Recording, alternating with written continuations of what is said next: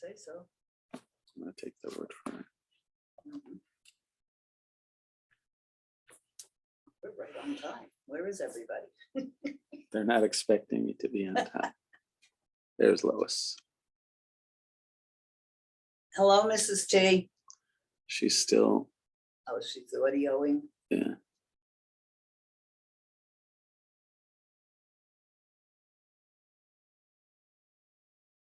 Nobody wants to go out in the rain. Zoom has thought of that. And come Yeah. up. Hey, Lois. Hey. Hey, Rabbi. I haven't seen you in ages. What's new? Are you there? I'm in an elevator. I will soon be home. Yes, everything's going well. Okay, baby's good. Yeah, Good, good. so the rabbi was there. Don't worry, Dave. I just saw him. I'm behind the camera. I just wanted to show you Liz. Yeah, he's right Yes, there. He's yes, present. I wanted Yeah, to report. I guess I was confused about your schedule. So you weren't doing the Rambam, the Monday and Tuesday, but But I sent a text. Did you get it?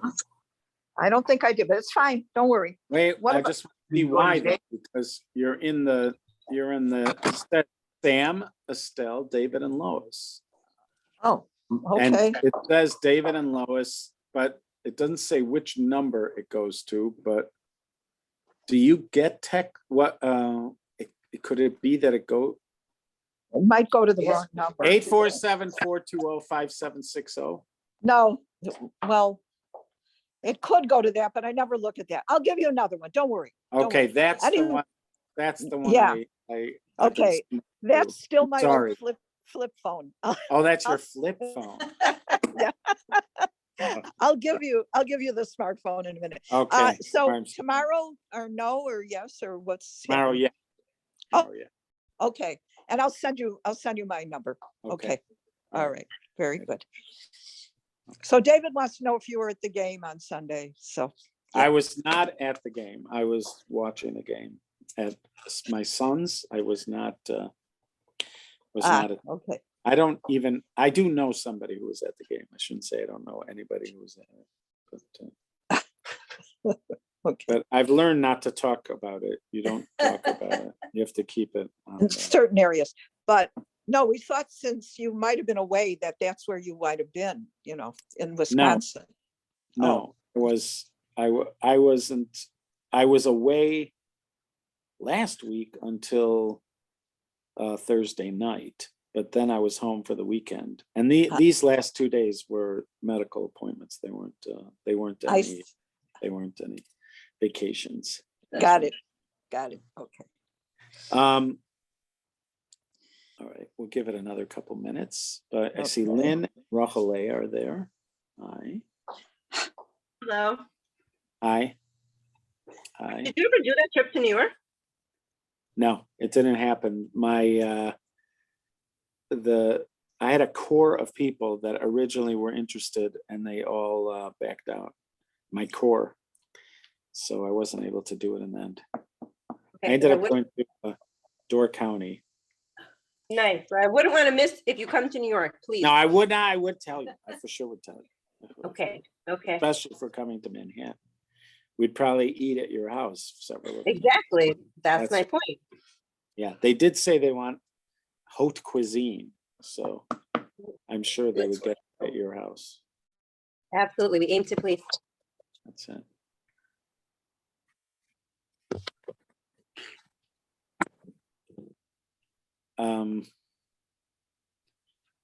All right, let's just start.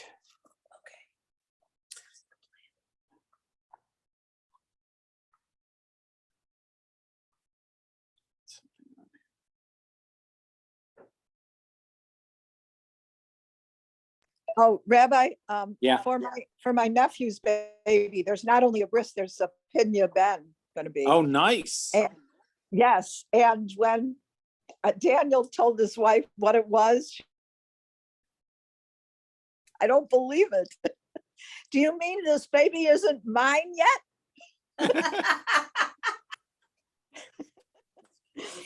That's cute. That's Yeah. really-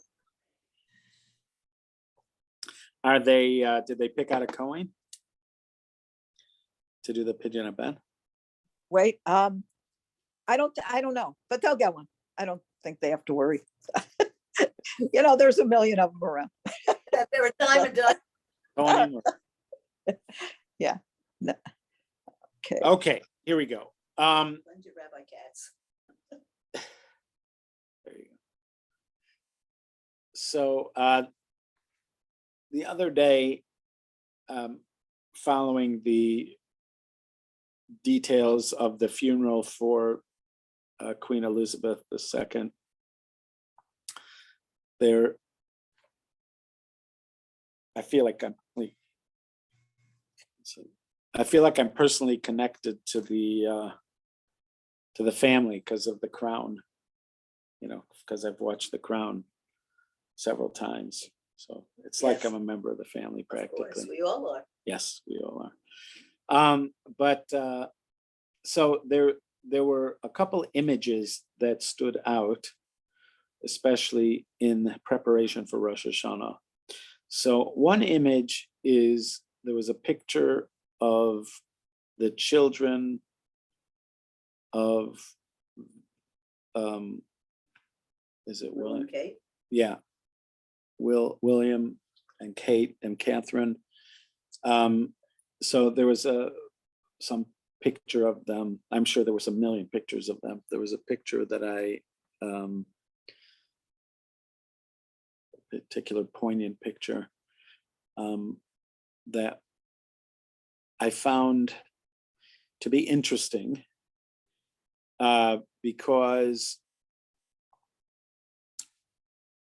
they are royals. They are princes and princesses, princes and prince and princesses, princes and princess. And that is because of birth. Almost everything that happens in that family happens because of birth. And then there was a picture of some moment during the procession at the funeral, and it was the family, like the sort of immediate royals. So you had Harry and Megan, Will, their uncle, the uncle that Andy. Andrew. Andrew. Yeah, so Harry and Andrew are not wearing military dress Right. at that moment. All the rest of them are wearing their military dress, but Harry and Andrew are not wearing military dress. They're wearing medal. They're allowed to wear their medals, but they're not allowed to wear military dress. And in each one of their cases, the reason they cannot wear the military dress is because of choices that they made in their life. So you have like one image where you have these kids who are present and important because of no choice that they made. Right. They're present and important just because of birth. And then you have this other picture which reflects a distinction that is being made because of choices that these two made. I mean, Andrews is because of terrible choices that he made, right? And then Harry, it's because he chose to opt out of being a royal. Right. But again, these are the consequences of choices that they made, and these are very strictly adhered to in this situation. Even though you would imagine there was a lot of pressure, there was clearly a lot of pressure to change this detail, but they did not change it. Well, they changed it for one. Right, but not for this Procession. procession. Right, because they let Andrew do it for one thing, so they let him stand Harry. vigil. They let him stand vigil in his uniform. Yeah. So then they let Harry do it in his. But in that picture, it reflected the fact that because of choices that these men made, there were consequences. Again, they may seem like minor consequences, but I don't think they were minor to either of them.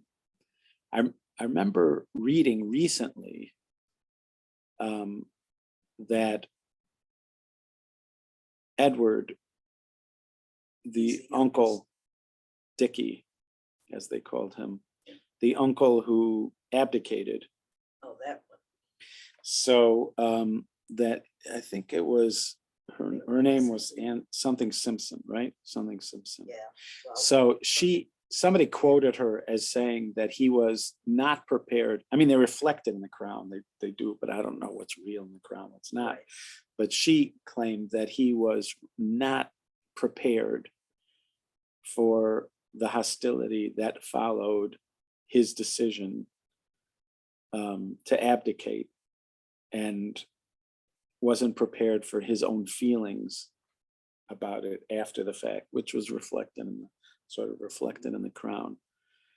So that thing of stepping back or removing yourself from being a royal, and the consequences for it, they are harsh, for somebody who that was their life before it happens.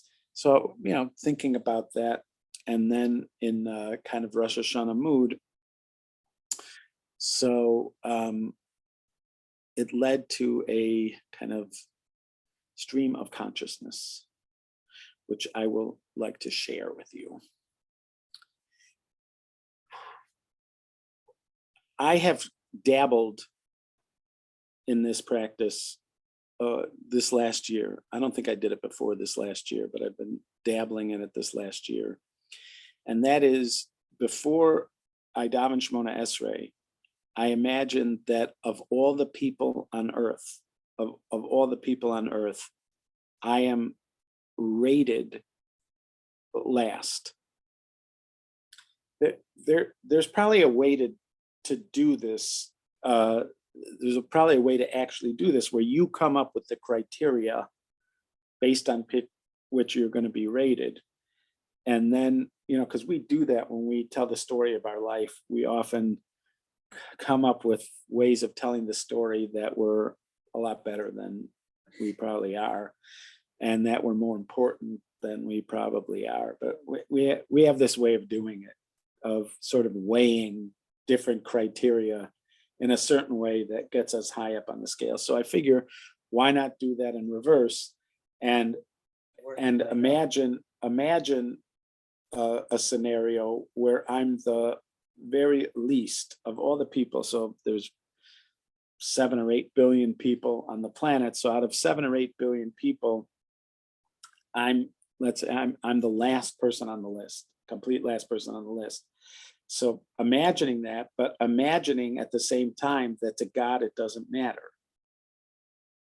So to Hashem, it doesn't matter. He is going to give me the same time, the same attention, the same love that he's giving to the people that are much higher on the list. But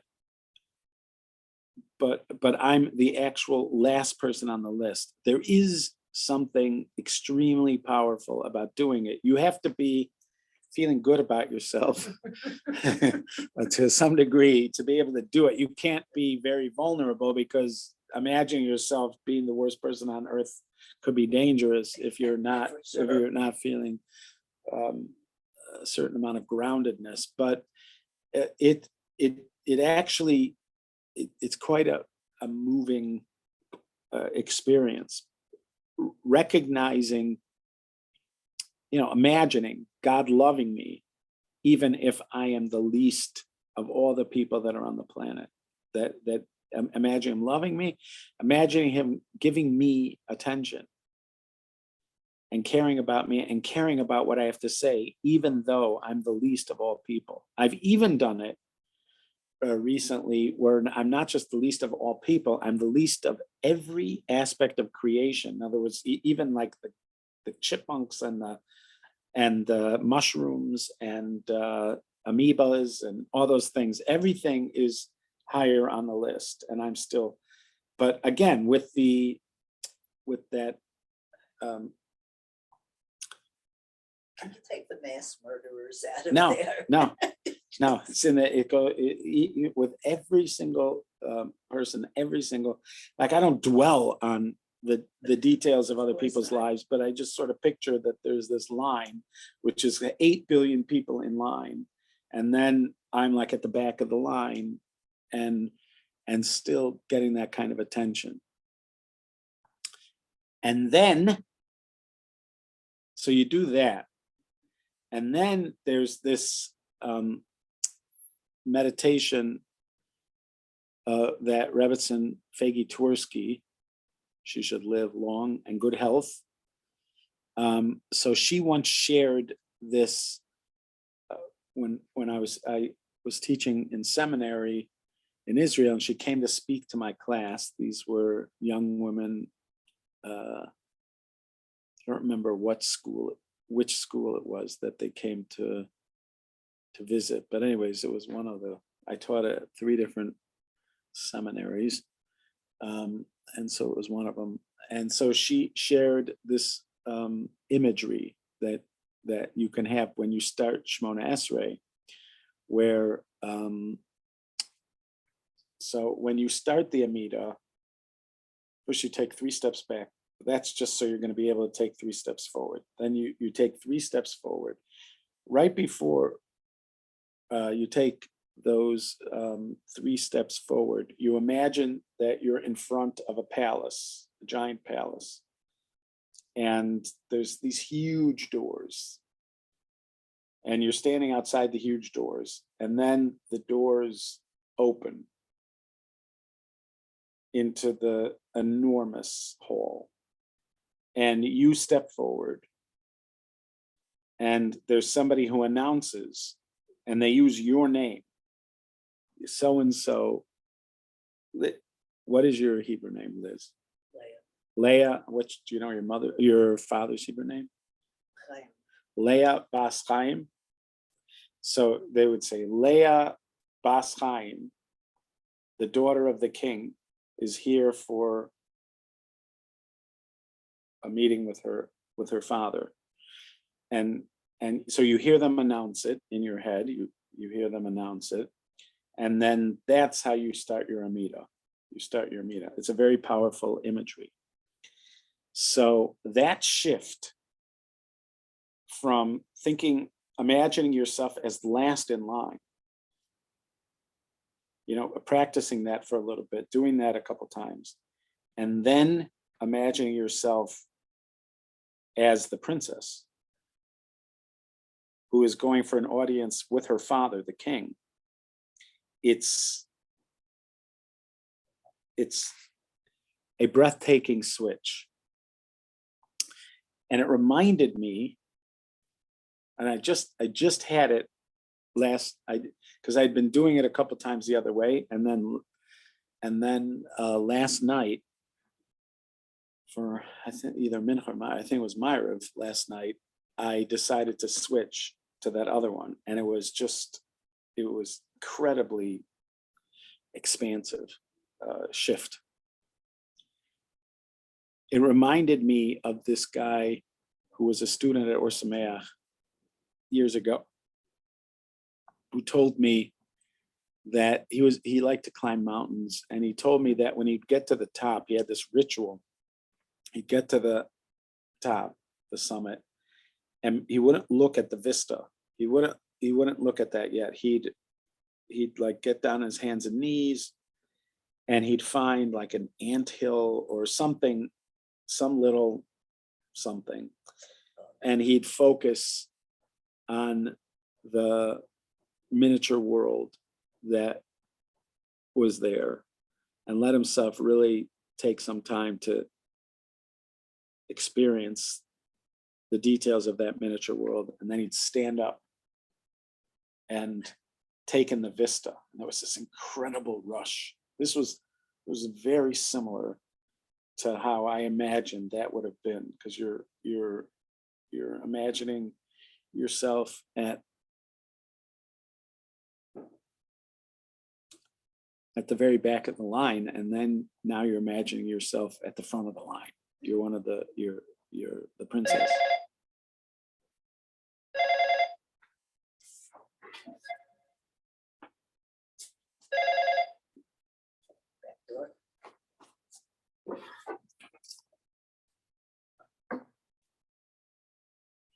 like I was thinking, like, how many people in the world would have to be thought of before I got an invitation to the funeral of Queen Elizabeth II? Like if they had to go through every person on the planet, like how many people would they go through before they came upon me to invite me to the funeral of the Queen? And I could imagine scenarios where there were a few billion people Well, if you're ahead of last me on in that line, list. you can just imagine how long it would take. Right. Well, I'm saying even now, let's say it's not impossible. That's why it's not impossible to picture a situation where you're last in No, line, it's not. right? Because there are a lot of scenarios, even in our everyday life, where we could be close to last in line for something. So whatever that is, I just apply it. And again, depends how you weigh the criteria of what makes you higher. You could always come up with some system where I end up as the last person. And if I can imagine such a thing, it's possible it's true. It's possible it's true. The powerful thing about it is that you're imagining him loving you absolutely the same, even though you're the last person. Loving you the same, even though you're the last person on the list, and being equally available, even though you're the last person out of billions of people,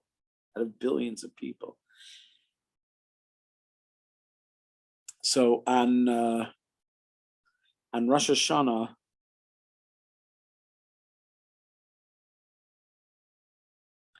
so there's a Mishnah which suggests that on Rosh Hashanah we pass before God as a shepherd. He's the shepherd and we're the sheep. And he's like counting each one of us. And when he gets to me, right, that moment, that's like my judgment. When he takes a look at me at that moment. Apparently, I heard this, I don't know where this is said, but I heard this in the name of the Arizal, that on Rosh Hashanah, if you find yourself brought to tears, that's when Hashem is judging you.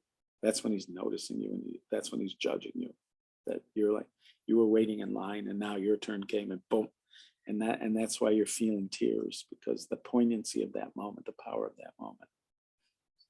But the thing about sheep is that they all look alike. I'm sure to shepherds, he can tell the difference between his different sheep, but they pretty much are all like they're typically thought of as a flock. I'm sure there's moments where the shepherd is paying attention to one or another, but for the most part, they're thought of as a flock. They're not considered as individuals, really. When you tithe the sheep, when the new flock is born, the new lambs are emerging. So there's a certain point where you tithe them because it's Meiser Behema. And the way you're supposed to tithe them is you create a chute. And then it's so that only one can go at a time. And then they come out one at a time and you count them. 1, 2, 3, 4, 5, 6, 7, 8, 9. And then you mark the 10th one. So even there, it suggests like kind of a sort, almost an anonymity. They're known by their number. They're significant because of their number, not because of their name. They don't have necessarily an independent, but for that one moment, when he's looking at you, then you're something, even though regularly not. And there is, not to belabor this, but even those meditations where you're imagining the vastness of the universe, you're looking in the night stars and you're trying to experience the vastness of the universe and how the earth is just a speck in the universe, let alone me, you know, a little speck, and you're imagining the vastness of time. Carl Sagan has that thing where he sort of, I think he drew it on a wall one time. Now he's drawing, let's say, 30 billion years, but he'll have a wall, and so you have 30 billion years. Then you have like the history of human beings. It's like the last part of a wall. Like if you had a whole wall, the history of human beings is like this last, like 2 inches before the end of the wall. Everything else is just like empty space. And then there's this last thing. And then our place in that little thing is like, you can't even, you can't even see it. And when you do those when you imagine those things, when you imagine the vastness of it, and then our place in it, there's a kind of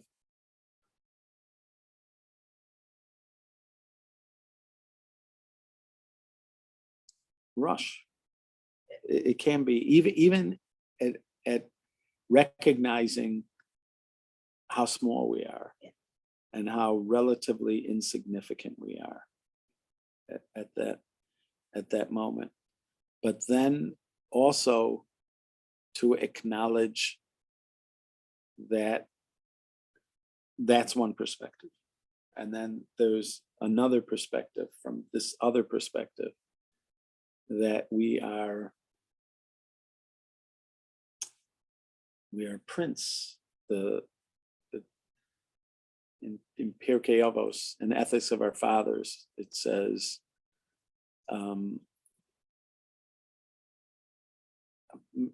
man is beloved by God because he's created in God's image, and God lets man know that. God wants man to know that. That's an indication of how beloved humankind is, that God made man in his image and then let us know that he made us in his image. But then it goes on to say, and the Jewish people are beloved because they are called the children of God. Banim, they're called sons of God, or children of God. And we are extra beloved because he let us know. He let us know that we're his children. We're referred to as children in more than one place in the Torah as God's children. In one place, he calls us his firstborn children. And in another place, he calls them Banim Atem LaHashem Elokeichem. Moshe says to us, you are children of God in Devarim. But God says to Moshe, I want you to go to Paro and tell him the Jewish people are my firstborn children. And if you don't let them out, I'm going to take it out on your firstborn child. That's what he told Moshe to tell him when he first goes down there. Which means that not only, in some sense, not only are we're not just a child, but and we're like a firstborn child. So we're like in this sense, like a prince, like a.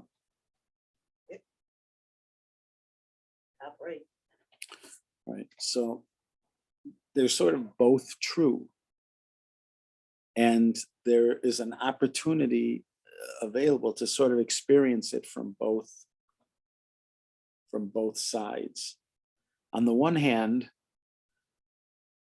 we recognize that what happens in our lives is important. And at the same time, we recognize it's not that important. The details of my life matter. Every detail matters. And not so much. Right. In other words, there's truth in both perspectives, and both perspectives have value. And because of that, it's worth trying them out. I'm suggesting it's worth trying them out. Again, you have to feel secure and rooted in order to be able to handle that sense that you might be the last in line. right?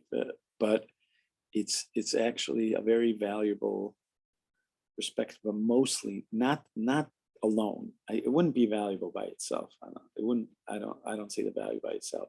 It's valuable feeling that he loves you and pays attention to you, even though you are the last person online, and that you get the same attention. Right.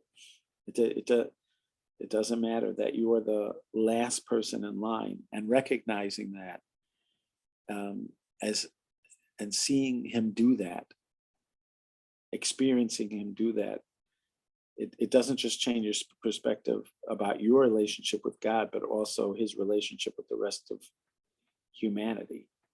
It helps you see that is possible even with the rest of humanity, and on some level that reflects as close as we could come to the truth, just like our being a prince or princess is also as close as it could come to the truth.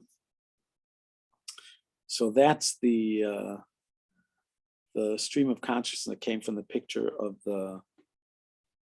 the princes and prince, the children of William and Catherine. And then there is the image of Harry and Andrew not wearing their military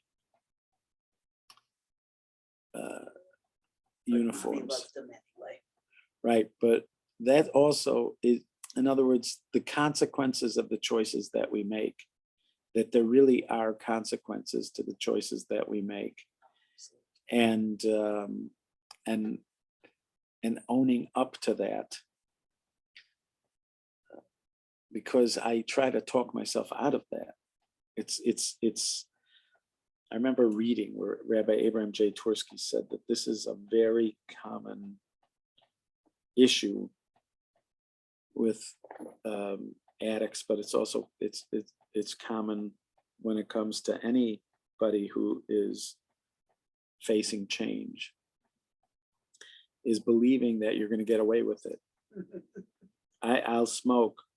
I won't be the one to get lung cancer, or I'm an alcoholic, but I'm a functioning alcoholic. It's not gonna affect my life. Or I'm a diabetic, and I'm eating foods that are not good for me as a diabetic. But I'll get away. There'll be medicine that will take care of it, or something else that will be, somehow I'll be able to take care of it. And so it is with all these other behaviors that I do. I just think I'm going to get away with it. And that feeling that I'm going to get away with it allows me to live in denial about the consequences of my behavior. And there was something about that picture, especially, not the Edward one so much, I don't know why, but that Harry one. Because I don't know, but the Edward one being there, that mattered too, because his was, I don't know, the fact that they were real, you can see the consequences of their choices. They made choices, and you can see the consequences of their choices. And as much as they tried to wiggle out of it, they couldn't wiggle out of it. And there's the consequence of my choices, and to own up to that, right. that when I do something, there is a consequence. That's like that's, for me, that's one of the most difficult parts of confronting change, or confronting my behavior that needs to change, is the admission that what I do has consequences, and that I live the results of those choices. It's very painful for me, very hard for me to recognize. But some of the things you do, the consequences are good. I mean, you've done good things, and no, you could think about that, but it doesn't have the same benefit, I don't think. I mean, it could. I would say this: if you're feeling, every once in a while, somebody will come up and say something to me, and they'll tell me about how there'll be something I did that was meaningful in their life. And I have this reaction, which is, why did Hashem think I needed to hear that? Like he must think I'm like feeling vulnerable and he's just sending somebody to say something to me. Because otherwise, why did he need somebody to just say that to me? I really believe that. But I you have really- to look at I it from experience it that way. person who comes to you and Right. says you did something meaningful. It's because it meant something to No, I them. understand. They might have their reason for saying it. I'm not dismissing the value of when we do things for other people or when they appreciate it. I'm not dismissing the value of it, but why did I have to hear about it? Like, so I feel, so I really do believe this, that the reason that I had to hear about it is because Hashem just wanted to give me a little picker upper because I'm in the doldrums or I'm vulnerable or I might need this because what's about to happen is gonna need me to remember that there's somebody out there who was cares helped by about you. me, who thinks that, yeah. So, but it's not, none of it, because all of this obviously is imagining.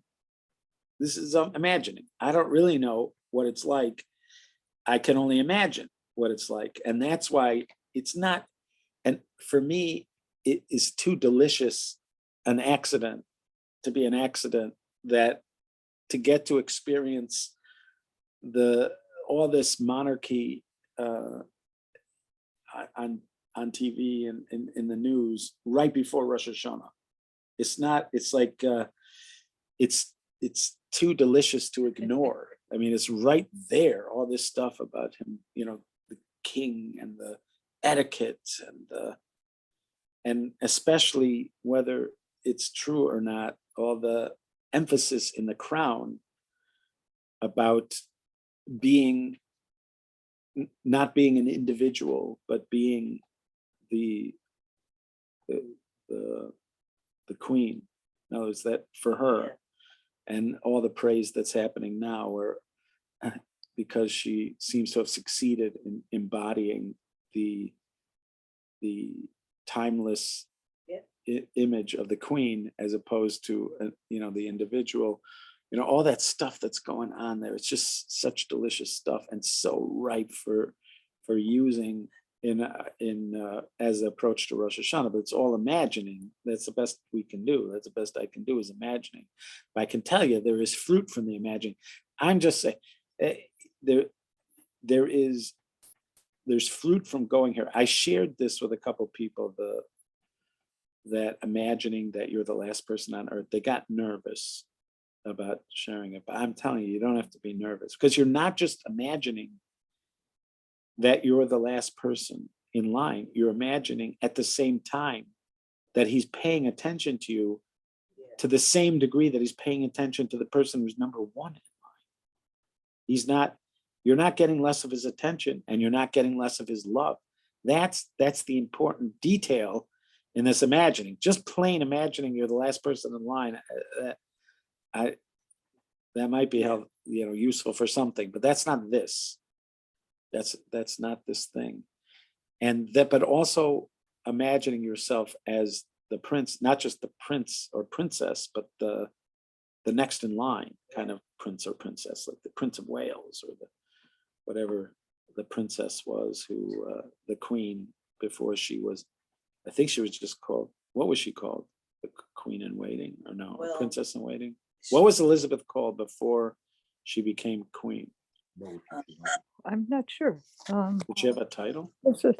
Princess Oh, I'm Elizabeth. sure Royal. Just She was, princess, right? She wasn't called No. something of something, right? It's not like Prince Charles was called the well, he was a duke and right. yeah, a Duke of Wales. But Wales. yeah, Yeah. But whatever royal it is, princess, the royal princess. I don't know. Yeah. royal. But whatever. So imagine yourself as that at the same time, especially after you've done the other one. It's quite something, the experience. And it's also not, it's the responsibility of it and what does it mean to be that at the head of the line?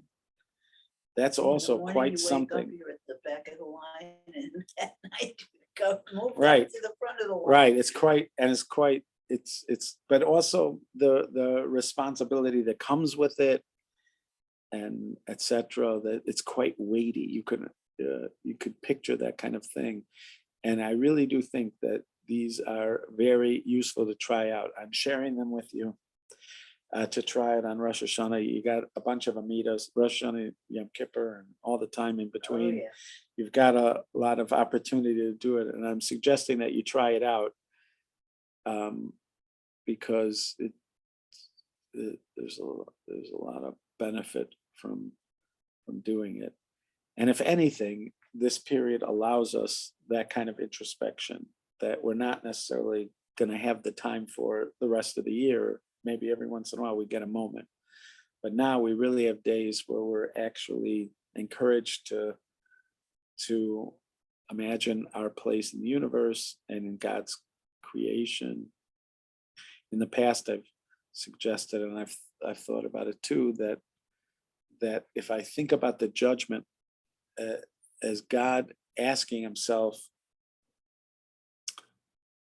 was he more of a bother than he was, a benefit? Is he more of a bother than a benefit? Like, is he, in other words, was it worth having him around? And that's part of the judgment. Like for next year, is there a place for him next year in the big picture of things? What would he add? Would he add anything? And thinking about that and advocating for myself that I could add and what I would add and how if there was stuff that I was bothersome about in the past, that would be less bothersome and more beneficial. That's another available kind of meditation during the whole thing. Because judgment, it works, especially if you've had a court case recently. Judgment does work. It's very useful thing to imagine while you're going into it. But these other ones are also, I think, fruitful. Something's Yeah, going. right. Yeah. When you want to take this one step further with the Queen, that she fulfilled what she was supposed to do almost perfectly, it seems. That's why this adulation, this reward. I mean, would you take that Yeah, a step so, further? no, I think that, even the if I Jew don't know for sure, performs, looks right, like that the Jew performs his do. That's a reward. I mean, I can see it because when I watch The Crown and that when there's that coronation and you can tell she's taking on the weight of who she is, it reminded me so much of what a Jew has to do. It was just like exactly. that was sort of, Exactly. that was that feeling of being at the head of it. But also on several occasions, she's being warned, do not be an individual. Do not be. And so I really was thinking about this thing that you're bringing up now, which is that, in other words, obviously, we each represent a unique creation, but our goal is not, it doesn't have to be to represent my uniqueness.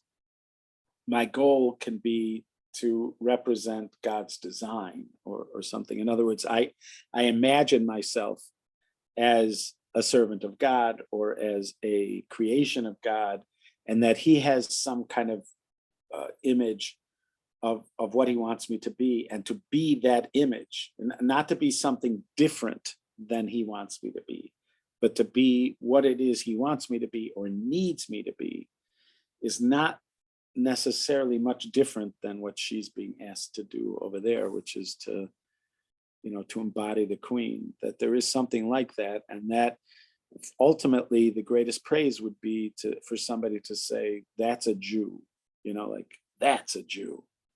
And this is like they, in that song about Rav Shimon Bar Yochai, there's a line in this famous song about Rav Shimon Bar Yochai where it says that the phrase "let us make man in our image," when God said "let us make man in our image," he had you in mind. Like he sort of had you in mind. So living up to that ideal, sort of I guess you could say, that at least from our vantage point, she sort of did that. In other words, she lived up to a certain ideal as she was counseled to do. And this adulation and adoration that people have, which is befuddling and shocking to so many people, like why is this happening for her of all people? Maybe it could be attributed to that. Yeah, I could see that. I could was the definitely see twinkle that. in her eye. Right. No, but I think a lot of it was you could say she embodied this thing she was supposed to Yeah. embody, and that's part of our goal too. Our goal, not necessarily a cookie cutter kind of image, but some ideal that is set for us, and to embody it. And yeah, I could see that being a really good meditation too. Yeah. All right. I wish you Eksiva v'chsima tova. It happens to be that every Friday night at Darchei Noam, after davening, my family has a Friday night dinner. We've been doing it now since last year. Been doing it for over a year, and it is something that we very much love doing. It's my son Sruli and his family, and Sippy and I, and then we have regulars who come, and Lynn is one of the regulars who comes every week, and we love doing it. Sruli and Sippy make the food, and it's good Hamish food. So that's happening. That happens every Friday night. And then on Rosh Hashanah night, we're going to also be there. AY and his family are going to be there. And we're also doing dinner those nights. So we're doing dinner Friday night, and then we're doing dinner Sunday night and Monday night. If you happen to be in Northbrook, and If you're in the neighborhood. if you're in the drop neighborhood and you would like to have some dinner, please make use of it. We'd love to spend time with you. Okay, have a sweet year. Sima tova. Thank you, Rabbi. Be well. Bye-bye. Shana Tova, everybody. Bye bye. Bye. All of you. Bye bye.